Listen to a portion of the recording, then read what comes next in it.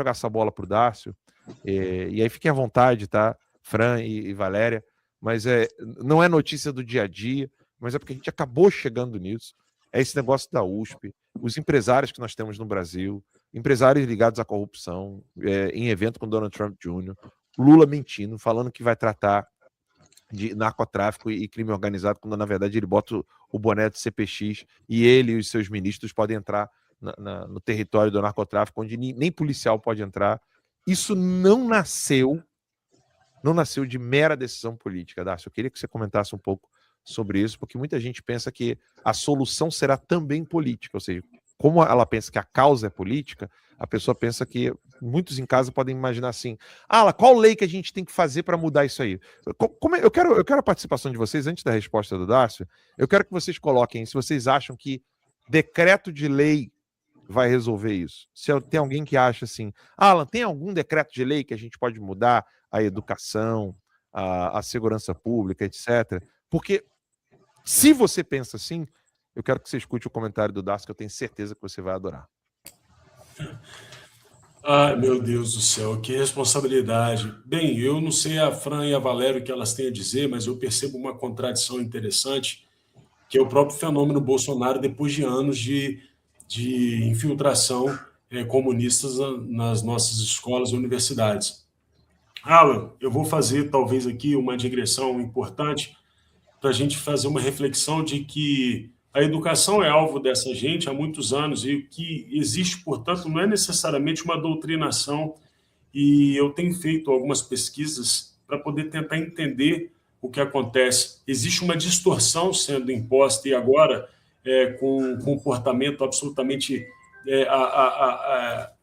vou dizer, animal que está sendo proposto para as nossas crianças e também com o consumo de drogas e a promoção das drogas e de outros comportamentos. Mas por que eu estou falando sobre isso? Porque o Karl Marx, por exemplo, ele teve a oportunidade de estudar numa escola protestante cristã, uma escola de tradição protestante prussiana. O Stalin, a mãe dele, observando o comportamento do pai, que era alcoólatra, e do irmão, que seguiu para o mesmo caminho, ela resolveu colocar o Stalin num colégio de padres. E lá ele teve contato com uma literatura que estava sendo produzida pelos coleguinhas de Karl Marx, lá na Universidade de Berlim, e se desviou, inclusive, uma das razões da expulsão dele foi essa. E eu comecei a estudar vários outros ditadores da história, o próprio ditador iugoslavo Tito também estudou em escola cristã, Pol Pot estudou em escola católica, enfim, vários outros, eu posso citar aqui diversos, o Daniel Ortega estudou também em escola cristã, Fidel Castro estudou no Colégio de Belém, uma escola jesuíta. E como assim que essas pessoas viraram isso? Portanto, não é necessariamente uma orientação.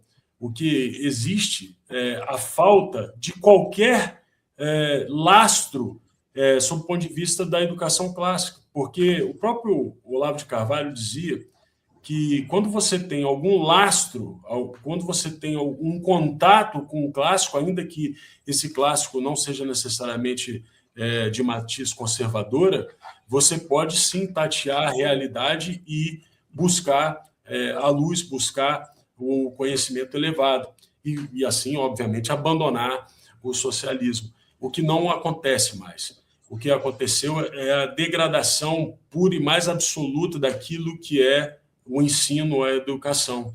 E a gente está partindo para uma espécie de lumpenproletarização do processo educacional. Eu vejo isso de forma muito clara. E qual que seria a saída para isso? Não, o projeto de lei não vai resolver, nada disso vai resolver.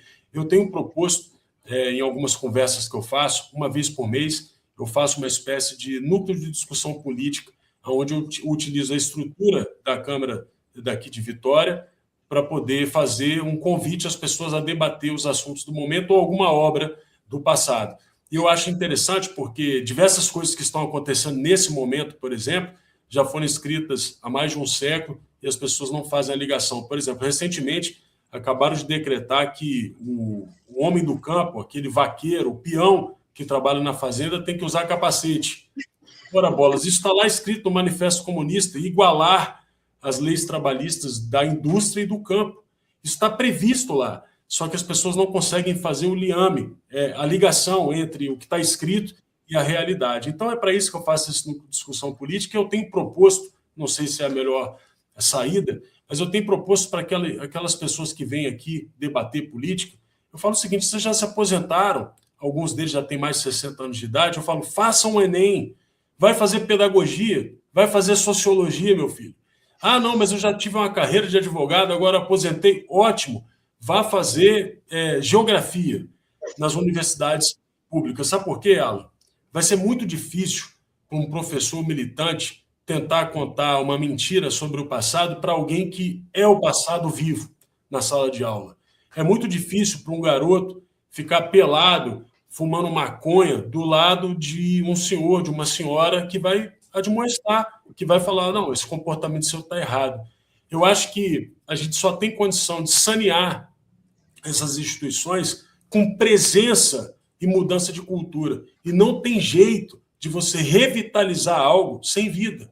Então, é importante que aqueles que estão vivos, que não são esses mortos-vivos que hoje ocupam as cátedras, voltem para a universidade para poder resgatá-las. Essa seria uma boa estratégia. Então, você que já se aposentou, volte para a universidade. Sabe por quê? Porque a esquerda só pode aplaudir. Eles são os maiores defensores da inclusão. E nada melhor para a sua terceira idade que você tenha contato com os mais jovens, e nada melhor para os mais jovens que tenham contato com aqueles que legaram essa terra maravilhosa para nós. Eu não sei se eu estou certo, mas é um caminho.